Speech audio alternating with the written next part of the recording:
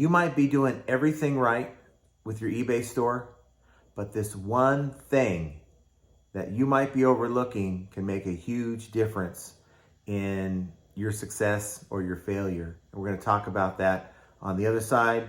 So without any further ado, let's go.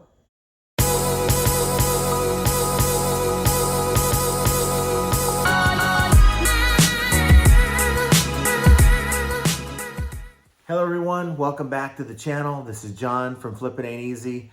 And today I want to talk to you guys about what some of you might be overlooking when it comes to your success on eBay. And this can also sort of pertain to other platforms as well. And it's something that I'm dealing with a lot right now, and I'll get into that here in a second. I have had opportunities to look at some stores. I've dealt with a couple of you guys that have contacted me and taken a look at your stores. And for the most part, you guys have good titles. You guys have good photos. The listing itself, I don't see really many problems with the listings much at all. And I also do store research because I want to see how I compare with other stores that sell similar items that I sell. But looking at these stores, I'm noticing a common theme. Again, good titles, good photos, good listings in general, good prices actually. The main common denominator is this, and that is the items that I'm seeing in these stores. And the average sale price for a lot of these stores are on the low side. And from what I have seen in my own stores, is that if you have a lot of small ticket items and really no high demand, high ticket, high priced items in your store, for whatever reason, and this is just what I've noticed with my stores, is that your volume of sales takes a huge hit.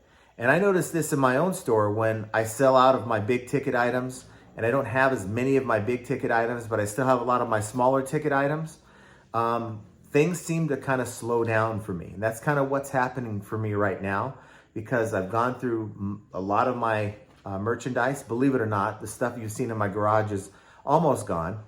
And it's not because I haven't been sourcing. It's just that sourcing opportunities for me within what I want to pay, and that's really the 40/40 model that I've discussed many times. And sometimes I'll make an exception for 50/50, and I'll put a link there for my 40/40 video. But just in a nutshell, if you don't want to go and watch that video, it's the way I source. And let's say whatever I'm buying, let's say I'm just dealing with $1,000 lot, okay? Just make it simple. I will expect to make 40% of that retail price for that item, okay? And I deal with liquidation, so this is kind of how things shake out for me.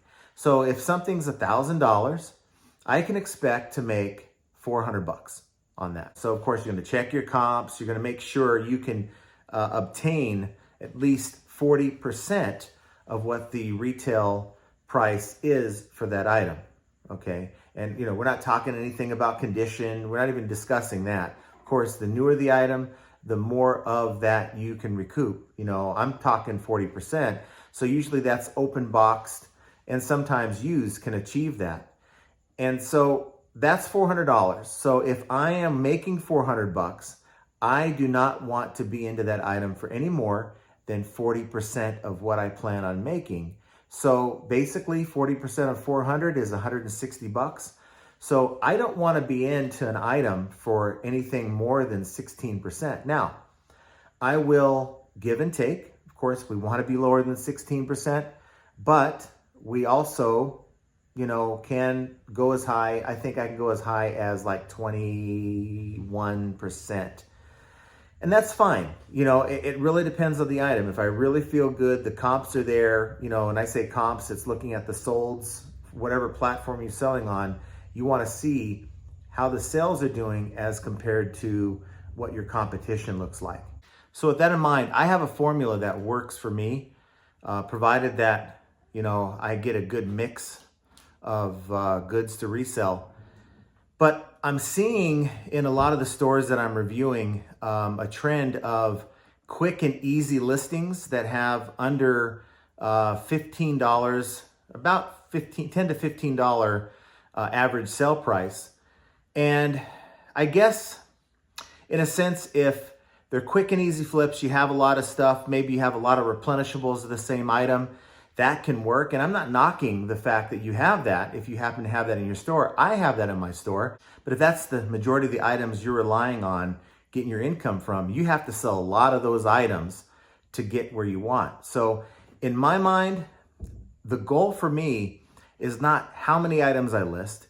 It's not how many items I sell, not how many sales I get in a day. It's basically how much money am I going to make per day. The goal for me, and it's something I'm still trying to work towards, the goal for me really is a $500 sales day. Now, I know that my margin is somewhere around 55% after, my shipping, my eBay fees, my cost of goods, because I keep my cost of goods low. I'm looking at, a roughly $250 profit day if I sell $500 in goods.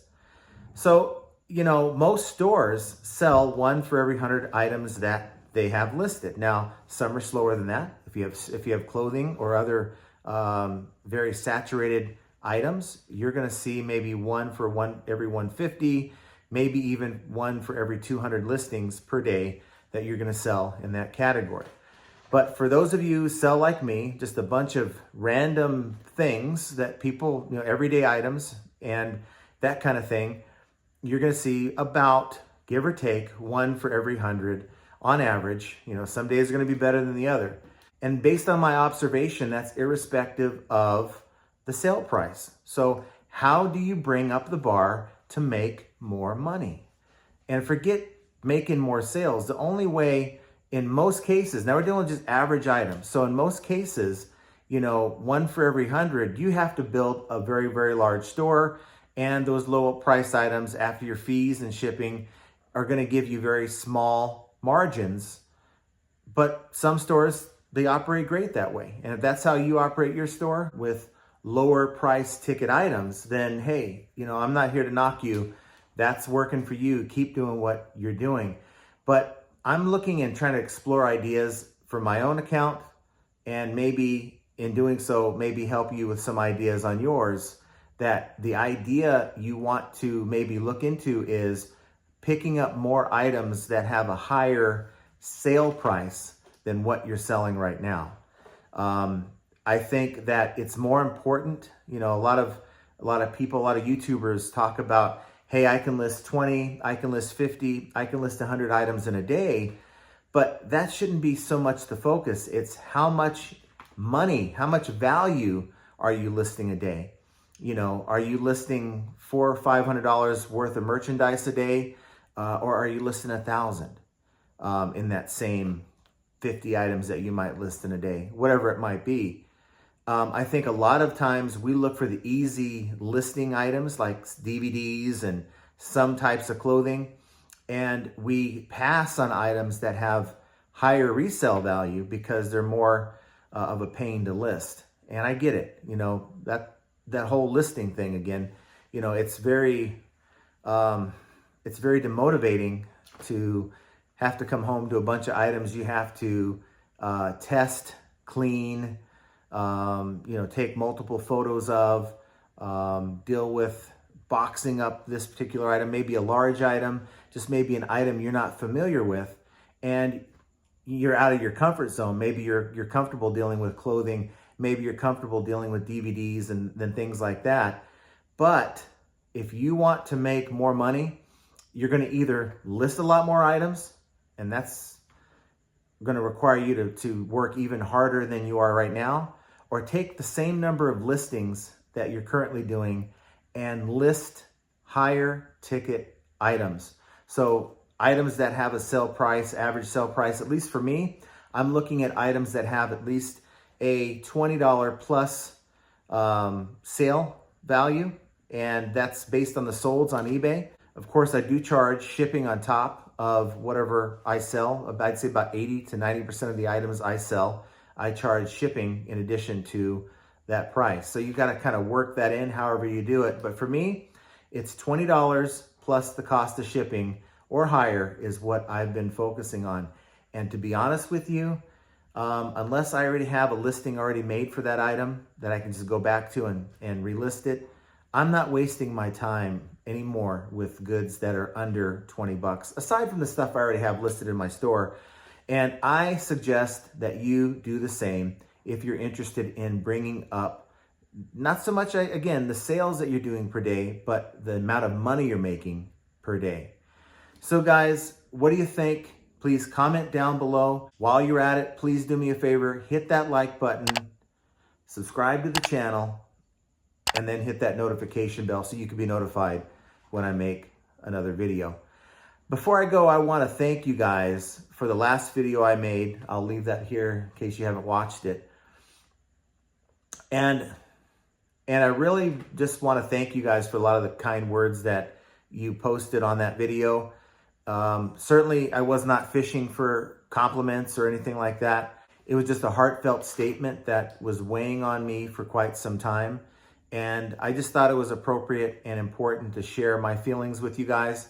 And I just want to thank you for the positive comments. It really just motivates me to get out here and make more videos. And it motivates me to get in there and do research. And of course, I'm doing it for my own selfish reasons. You know, of course, I want to improve my account. But I want to share what I find with you guys. And it just gets me motivated to continue doing that. So thank you guys from the bottom of my heart. Thank you for being a great audience.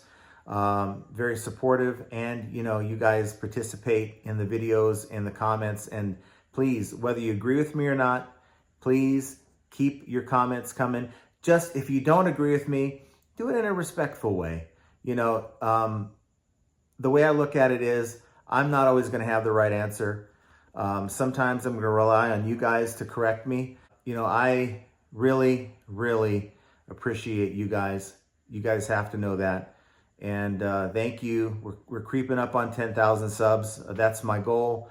Hit that subscribe button if you guys enjoy this type of comment. Any ideas that I can share to help your business, that's what this channel is about. And guys, I don't care what your average cost of goods are or how many items you sell each day. Just know that flipping ain't easy. And I want you guys to have a great weekend, and we will talk to you guys very soon.